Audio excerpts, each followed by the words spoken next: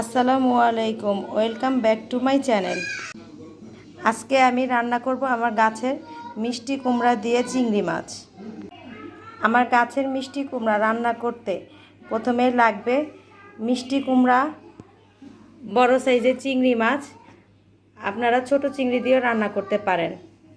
আর লাগবে পেঁয়াজ কুচি, কাঁচামরিচ, সামান্য আদা রসুন বাটা, সামান্য জিরা বাটা, লবণ, একটি তেজপাতা, হলুদের গুঁড়ো, মরিচের গুঁড়ো, ধনিয়া গুঁড়ো, আর লাগবে চিনি।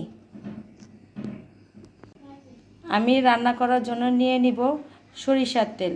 আপনারা সরিষার তেল ছাড়াও রান্না করার জন্য খাওয়ার যে কোনো তেল নিতে পারেন। এখন আমি মিষ্টি কুমড়া দিয়ে চিংড়ি মাছ রান্না করব।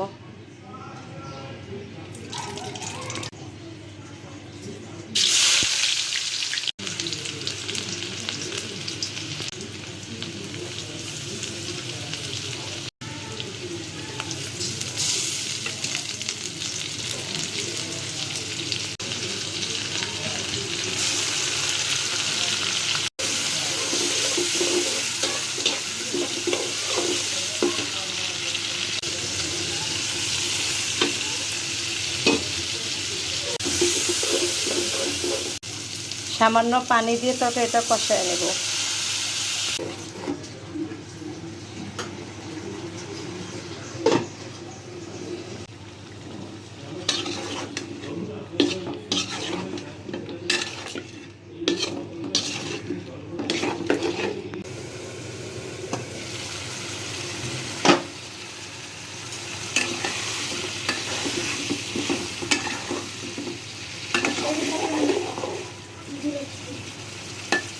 আমার মিষ্টি কুমড়া তরকারিটা কষানো হয়ে গেছে। আমি এখন পরিমাণ মতো এর মধ্যে জল দিয়ে দিব।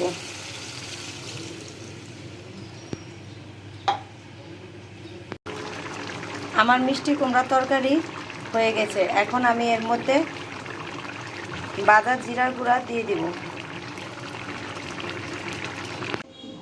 হয়ে গেল আমার মিষ্টি কুমড়া দিয়ে চিংড়ি মাছের তরকারি। আপনাদের যদি ভালো লাগে বাসায় রান্না করে খাবেন। ভালো লাগলে আমার চ্যানেলটি সাবস্ক্রাইব করে দিবেন, কমেন্ট, শেয়ার, লাইক করে দিবেন। মিষ্টি কুমড়া দিয়ে চিংড়ি মাছ তো আমি রান্না করলাম, এবং এর সাথে আমাদের দুপুরের খাবার রান্না করলাম আম দিয়ে ডাল আর বেলে মাছের ভুনা।